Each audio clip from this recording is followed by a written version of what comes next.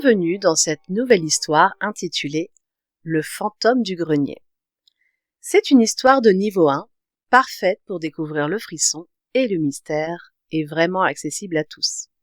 Mais si jamais l'histoire te fait un peu trop peur, n'hésite pas à en parler à un adulte ou alors à choisir une autre aventure sur la chaîne. Et s'il te plaît, n'oublie pas de liker et de t'abonner pour une nouvelle histoire chaque semaine. Alors, prêt à plonger dans le mystère ? Dans ce cas, écoute bien. Chapitre 1. La vieille maison. C'était le premier jour des vacances d'automne. Lucas, 11 ans, regardait par la fenêtre de la voiture les arbres défiler, leurs feuilles rouges et or dansant dans le vent.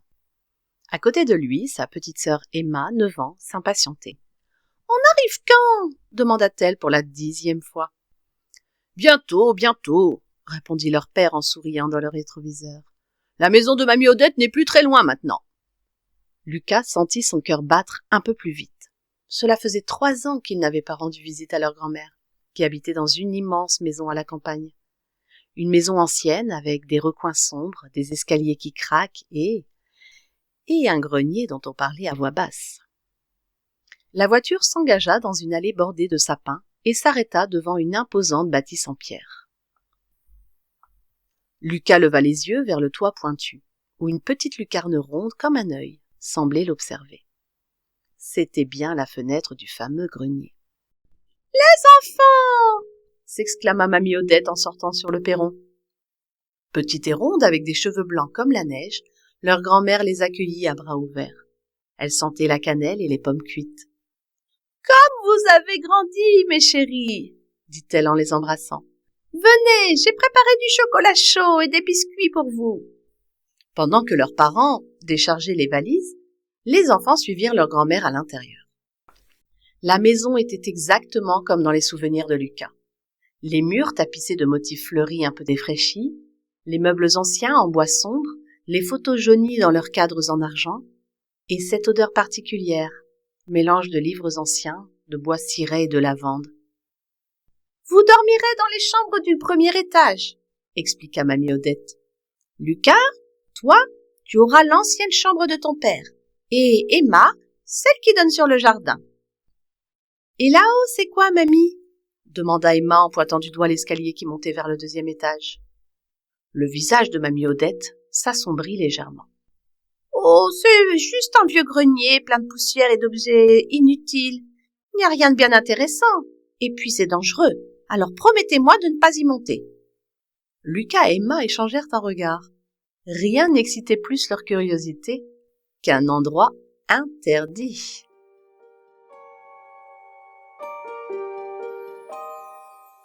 « Promis, mamie !» dirent-ils en chœur, mais sans vraiment le penser. Ce soir-là, après un délicieux dîner, Lucas s'installa dans sa chambre. Par la fenêtre, il pouvait voir la pleine lune qui baignait le jardin d'une lumière argentée.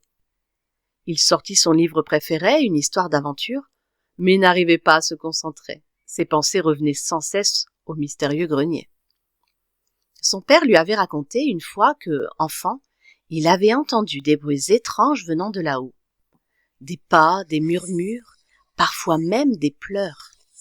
« Oh, tu sais, ce sont les vieilles maisons, elles parlent !» avait-il expliqué alors en riant. Mais Lucas se demandait s'il n'y avait pas autre chose. Alors qu'il commençait à s'endormir, un bruit le fit sursauter.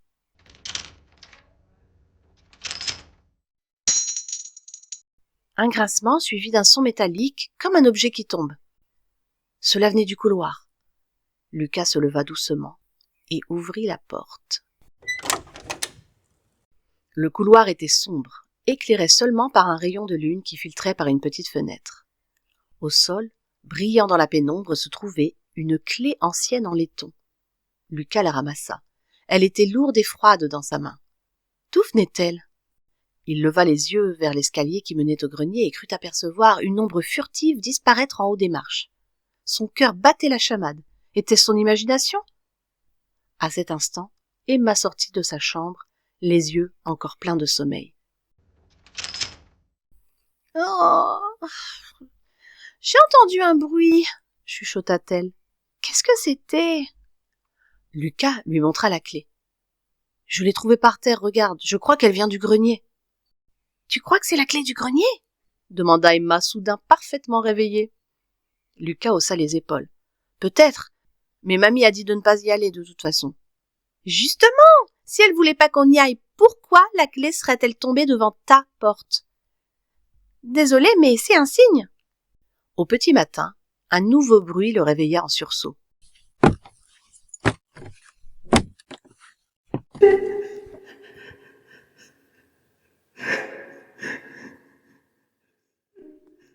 Cette fois, c'était distinct. Des pas au-dessus de sa tête, dans le grenier.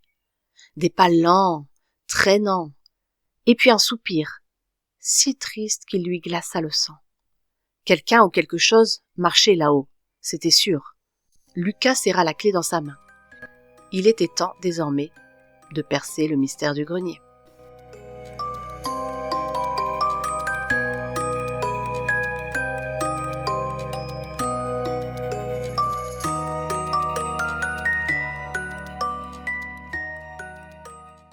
Chapitre 2.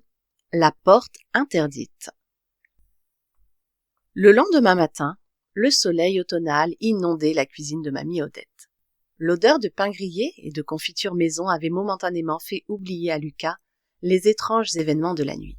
« Qu'est-ce que vous voulez faire aujourd'hui, les enfants ?» demanda leur grand-mère en servant du chocolat chaud.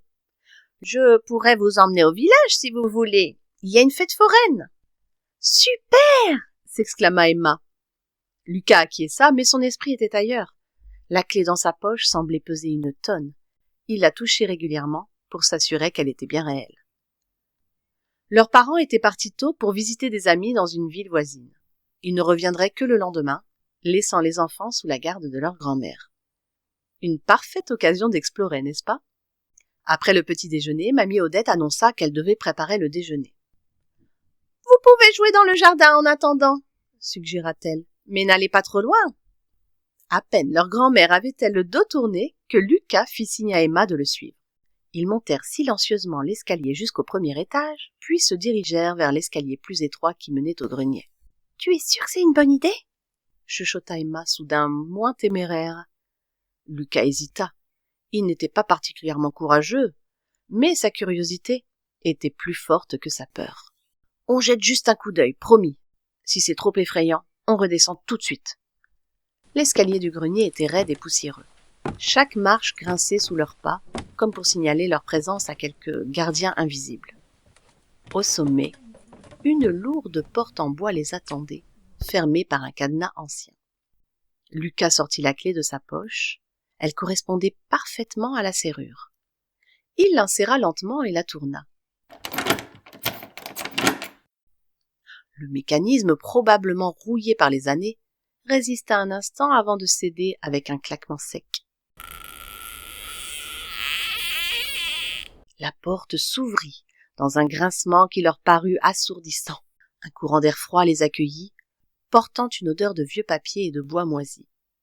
Lucas sentit un frisson parcourir son échine. Mais il franchit le seuil, suivi de près par Emma qui s'accrochait à sa manche.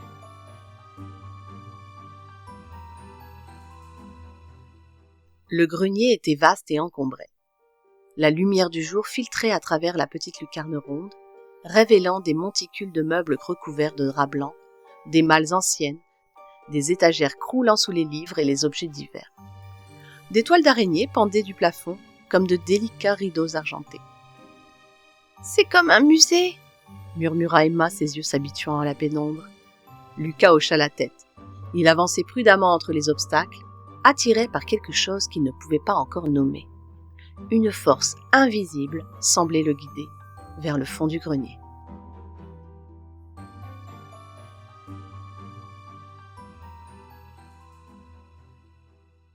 Soudain, un mouvement attira son attention. Un des draps blancs qui recouvrait un meuble semblait s'être légèrement soulevé, comme si quelqu'un ou quelque chose se cachait dessous. Lucas s'immobilisa, le cœur battant. « Tu as vu ça ?» chuchota-t-il à Emma. Sa sœur hocha la tête, les yeux écarquillés. « C'est peut-être un courant d'air ?» suggéra-t-elle d'une voix peu convaincue. Lucas s'approcha lentement du meuble mystérieux. C'était une vieille commode ornée de motifs sculptés, et d'une main tremblante, il saisit le drap et le tira d'un coup sec. Il n'y avait rien derrière, si ce n'est la commode poussiéreuse. Lucas laissa échapper un soupir de soulagement qui se transforma immédiatement en cri étouffé lorsqu'un des tiroirs de la commode s'ouvrit tout seul. Emma se précipita derrière son frère. « Je crois qu'on devrait partir !» dit-elle d'une voix tremblante. Mais Lucas était comme hypnotisé par le tiroir ouvert. À l'intérieur se trouvait un petit carnet à la couverture en cuir usé par le temps. Il le prit avec précaution, et sur la première page, une écriture soignée indiquait « Journal d'Arthur Beaumont, 1927 ». « C'est super vieux !» murmura Emma, regardant par-dessus l'épaule de son frère.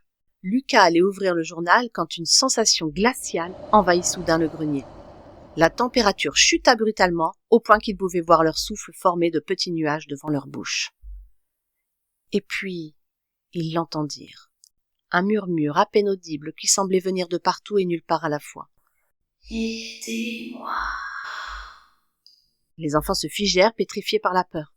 Le murmure se répéta, plus proche cette fois. « Aidez-moi, s'il vous plaît » Une ombre se forma dans un coin du grenier, d'abord indistincte, puis prenant progressivement une forme humaine. Lucas serra le journal contre sa poitrine, incapable de bouger ou de parler.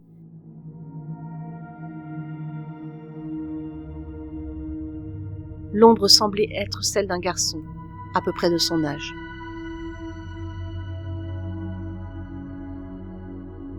Mais avant qu'il puisse en voir davantage, un appel résonna depuis le rez-de-chaussée.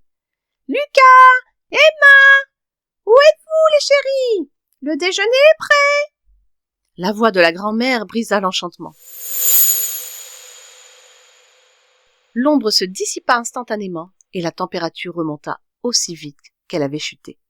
Emma tira Lucas par la manche. « Vite, il faut redescendre avant qu'elle nous trouve ici !» Dans leur précipitation, Lucas oublia de refermer le cadenas. Le journal d'Arthur, fermement serré contre lui, il suivit sa sœur dans l'escalier, le cœur battant à tout rompre. Il ne savait pas ce qu'il venait de voir, mais il était certain d'une chose. Le grenier cachait bien plus qu'un simple tas de vieux objets. Et ce mystérieux Arthur Beaumont pourrait bien détenir la clé du mystère. En refermant la porte derrière lui, Lucas jeta un dernier regard vers le grenier sombre. Il aurait juré avoir vu deux yeux tristes le regarder depuis les ténèbres.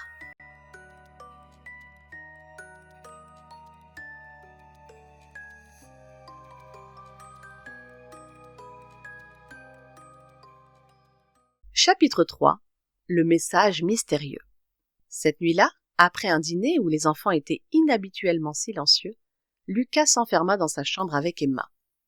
À la lueur d'une lampe de poche, ils ouvrirent le journal d'Arthur, impatients de découvrir ses secrets. Les pages jaunies craquaient sous leurs doigts. L'écriture était fine et penchée, parfois difficile à déchiffrer. Lucas commença à lire à voix basse. 10 septembre 1927. Aujourd'hui, nous avons emménagé dans la grande maison sur la colline. Père dit que c'est un nouveau départ pour nous après la mort de mère. Je n'aime pas cette maison. Elle est trop grande, trop silencieuse. Et il y a quelque chose d'étrange dans le grenier. J'ai trouvé une vieille boîte à musique. Quand je l'ai ouverte, j'ai cru entendre quelqu'un chuchoter mon nom. Lucas et Emma échangèrent un regard inquiet. Lucas tourna quelques pages et continua. 15 octobre 1927. J'ai 12 ans aujourd'hui. Père était trop occupé pour s'en souvenir. Je me suis réfugiée dans le grenier avec ma boîte à musique. C'est le seul endroit où je me sens proche de mère. Parfois, je sens sa présence, comme si elle veillait sur moi. « Oh, c'est triste !» murmura Emma. « Il était tout seul. » Lucas hocha la tête et continua à parcourir le journal. Les entrées devenaient plus inquiétantes au fil des pages. 2 novembre 1927. Je crois que je ne suis pas seule dans le grenier. Quelque chose ou quelqu'un m'observe. J'ai peur de le dire à père. Il me traiterait d'enfant stupide et m'interdirait d'y retourner. 10 novembre 1927. J'ai trouvé une carte cachée dans le double fond de la boîte à musique. Elle montre l'emplacement d'un trésor quelque part dans la maison. Est-ce un jeu ou est-ce réel? La voix que j'entends parfois me dit de chercher. Elle dit que c'est important. Lucas tourna frénétiquement les pages, mais les entrées suivantes manquaient. Le journal reprenait plusieurs semaines plus tard et l'écriture était différente, plus hésitante. 24 décembre 1927. Je suis malade. Le médecin dit que c'est grave. Père pleure quand il pense que je dors. Je n'ai pas terminé ma recherche. Le trésor est toujours caché. Si je ne guéris pas, personne ne saura jamais. La dernière entrée était datée du 1er janvier 1928. Je sens que je n'ai plus beaucoup de temps. Ma boîte à musique est ma seule consolation. J'ai caché la carte dans... La phrase s'arrêtait là. Les pages suivantes étaient vierges.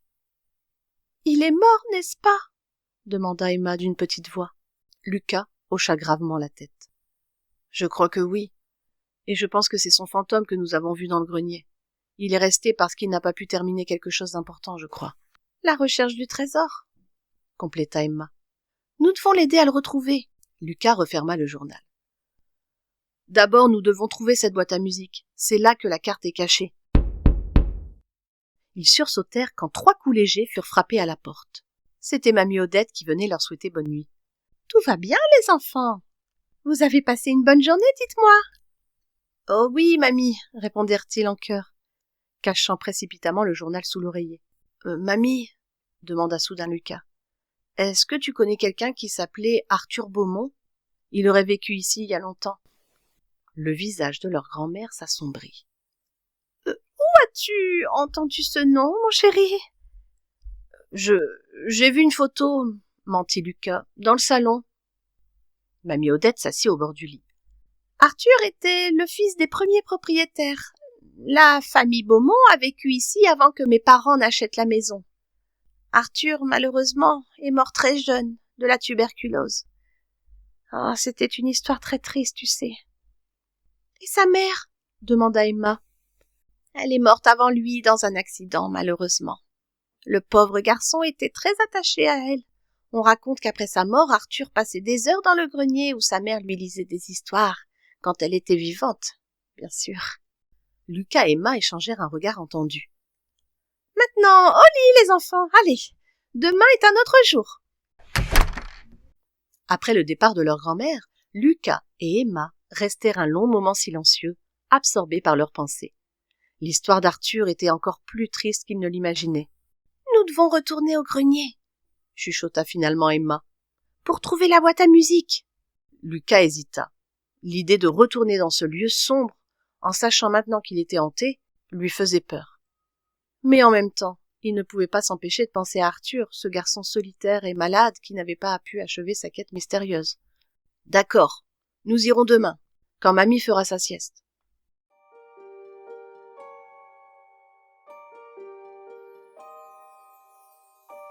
Cette nuit-là, Lucas fit un rêve étrange. Il était dans le grenier, mais celui-ci était différent, propre, rangé, baigné de lumière. Un garçon pâle aux cheveux noirs était assis près de la lucarne, tournant la manivelle d'une petite boîte à musique en bois.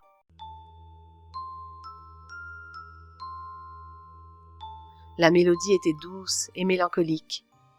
Le garçon leva les yeux vers Lucas et sourit tristement. « Aide-moi » dit-il. « Le temps presse. » Lucas se réveilla en sursaut, le cœur battant. Par sa fenêtre, l'aube commençait à poindre. Il savait maintenant ce qu'il devait faire.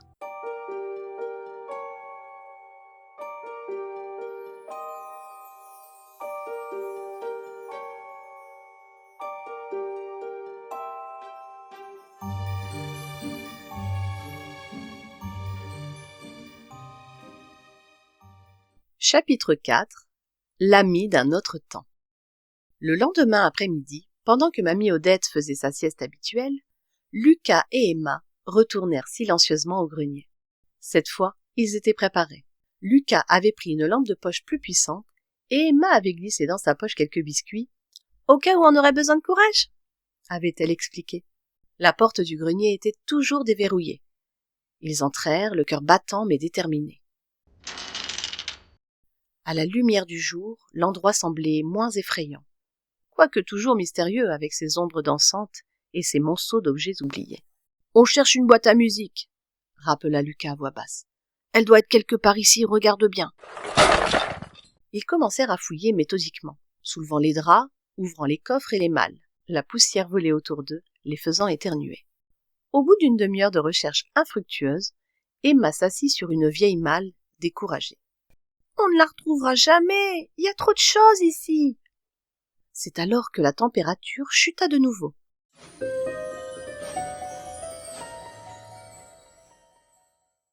L'air devint glacial, et ce même murmure qu'ils avaient entendu la veille flotta jusqu'à eux. « Par ici, suivez-moi !»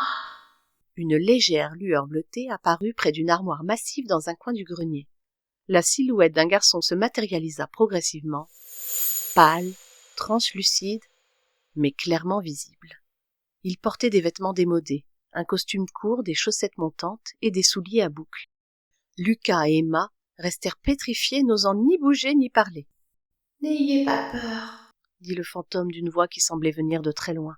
« Je suis Arthur. J'ai besoin de votre aide. » Emma fut la première à retrouver sa voix. « Nous avons trouvé ton journal, » dit-elle en tremblant légèrement. « Nous voulons t'aider. » Le fantôme d'Arthur sourit tristement. « Ma boîte à musique, » murmura-t-il en pointant l'armoire. « Elle est cachée là. » Lucas s'approcha lentement de l'armoire et l'ouvrit.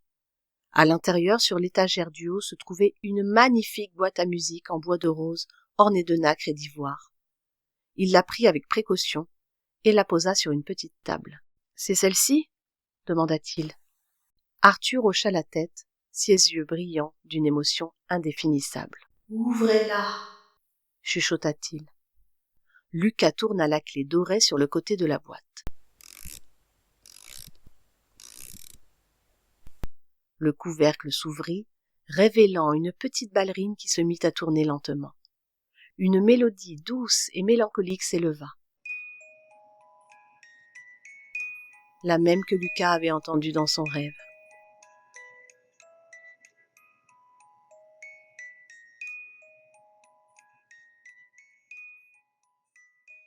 Le double fond, indiqua Arthur en s'approchant. Appuyez sur les deux côtés en même temps. Emma suivit les instructions, et un déclic se fit entendre. Un petit compartiment secret s'ouvrit dans le fond de la boîte, révélant un morceau de papier plié. Lucas le sortit délicatement et le déplia. C'était une carte de la maison dessinée à la main, avec un X marqué dans ce qui semblait être le salon. « Un trésor ?» demanda Lucas excité. Arthur secoua la tête. « Pas un trésor d'or ou de pierres précieuses, » expliqua-t-il. « Quelque chose de bien plus précieux pour moi. Une lettre que ma mère m'a écrite avant de mourir. Mon père ne savait pas qu'elle existait. Elle l'a cachée, disant qu'elle contenait un secret qui me rendrait heureux quand je serais plus grand. Mais je suis tombée malade avant de pouvoir la trouver. »« Et tu es resté tout ce temps pour la chercher ?» demanda Emma émue. Arthur acquiesça. « Je ne peux pas partir sans savoir, sans lui dire au revoir. » Lucas regarda la carte plus attentivement. « Elle doit être cachée derrière la grande cheminée du salon, » dit-il. « Il y a un repère ici, près de la pierre centrale. »« Oui, » confirma Arthur. « Mais je ne peux pas la toucher. Les objets du monde des vivants glissent entre mes doigts. »« Nous allons la trouver pour toi, ne t'inquiète pas, » promit Lucas. « Viens avec nous. » Ils descendirent tous les trois, Arthur flottant silencieusement derrière les enfants. La maison était calme, Mamie Odette dormant encore profondément. Ils se dirigèrent vers le salon, une pièce vaste dominée par une imposante cheminée en pierre. Suivant les indications de la carte, Lucas examina les pierres autour de l'âtre. L'une d'elles, au centre, semblait légèrement desserrée. « Je crois que c'est celle-là, » chuchota-t-il. Avec l'aide d'Emma, il poussa et tira la pierre jusqu'à ce qu'elle bouge. Derrière se trouvait une petite cavité. Lucas y plongea la main et sentit quelque chose de doux. Un tissu entourant un objet plat. Il le sortit délicatement. C'était une enveloppe jaunie par le temps, enveloppée dans un morceau de soie. Sur l'enveloppe était écrit « Pour mon cher Arthur, à ouvrir quand tu auras 18 ans. » Lucas la tendit vers Arthur. Le fantôme ne pouvait pas la prendre, mais il posa ses mains translucides au-dessus. comme pour la caresser. « Pouvez-vous l'ouvrir » demanda-t-il, sa voix tremblante d'émotion. « S'il vous plaît. » Emma prit délicatement l'enveloppe et l'ouvrit. À l'intérieur se trouvait une lettre écrite d'une écriture élégante et une petite photographie sépia montrant une belle femme tenant un bébé dans ses bras. Lucas commença à lire à voix haute. « Mon cher Arthur, si tu lis cette lettre, c'est que j'ai dû te quitter trop tôt. Il y a tant de choses que j'aurais voulu te dire, tant de moments que j'aurais voulu partager avec toi. Sache que mon amour pour toi est éternel, qu'il transcende le temps et l'espace. Je veux que tu saches, mon chéri, un secret que ton père et moi avions décidé de te révéler quand tu serais plus grand. Tu n'es pas né dans cette maison, mais dans un petit village en Italie où nous avons vécu les plus beaux moments de notre vie. La boîte à musique que je t'ai donnée vient de là-bas. Elle appartenait à ma grand-mère, qui disait qu'elle portait en elle la magie des rêves et des souvenirs. Mon souhait le plus cher est que tu visites un jour ce village, que tu découvres tes racines, que tu ressentes cette connexion profonde avec ce lieu magique qu'est l'Italie. Mais plus important encore, je souhaite que tu vives ta vie pleinement, avec courage et bonté, mon fils. N'aie jamais peur de rêver, et souviens-toi que là où il y a de l'amour, il n'y a pas d'adieu définitif. Je t'aime pour toujours, maman. Quand Lucas eut fini de lire, il leva les yeux vers Arthur. Le fantôme pleurait des larmes transparentes qui semblaient s'évanouir dans l'air avant de toucher le sol. Son corps entier brillait maintenant d'une lumière douce et chaleureuse. « Merci, murmura-t-il. Merci de m'avoir aidé à trouver la paix. »« Tu vas partir maintenant ?» demanda Emma, les larmes aux yeux. Arthur sourit, un sourire lumineux qui transformait son visage triste en celui d'un enfant heureux. « Oui, ma mère m'attend, mais avant j'ai un dernier cadeau pour vous. » Il s'approcha de la boîte à musique que Lucas tenait toujours et passa sa main au-dessus. La mélodie se mit à jouer toute seule, plus belle et plus claire qu'auparavant.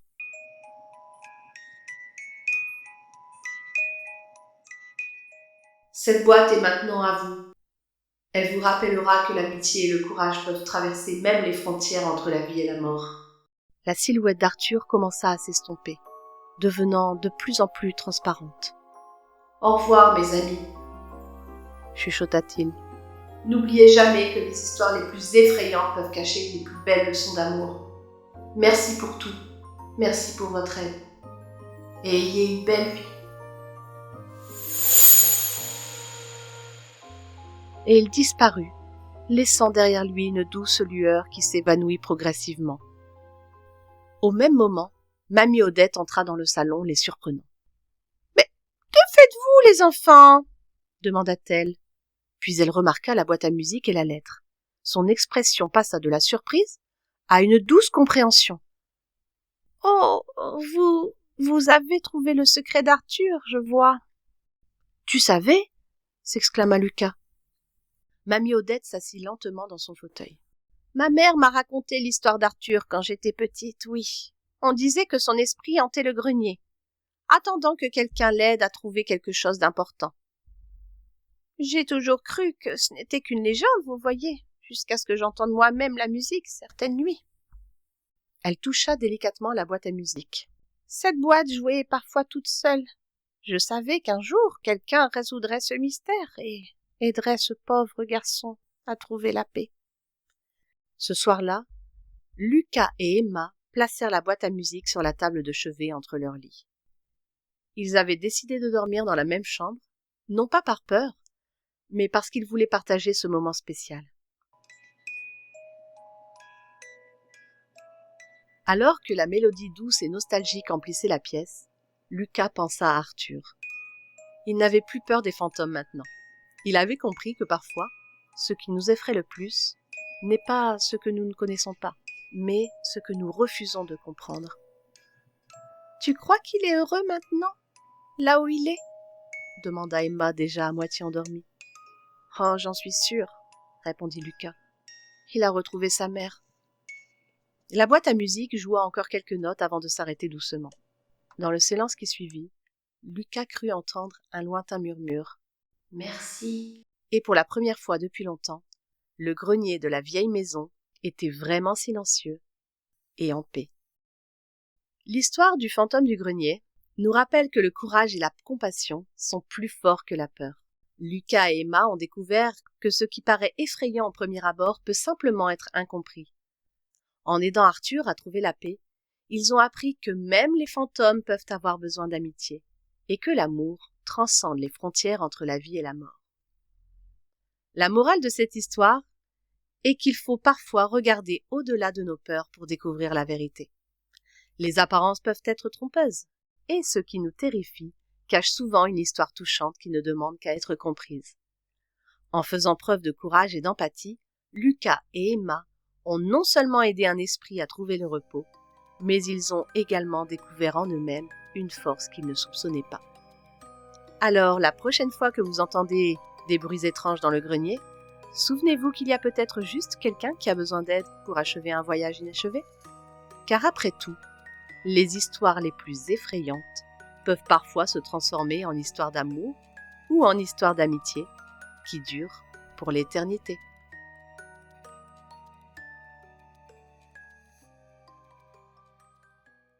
Je te remercie d'avoir écouté Le Fantôme du Grenier.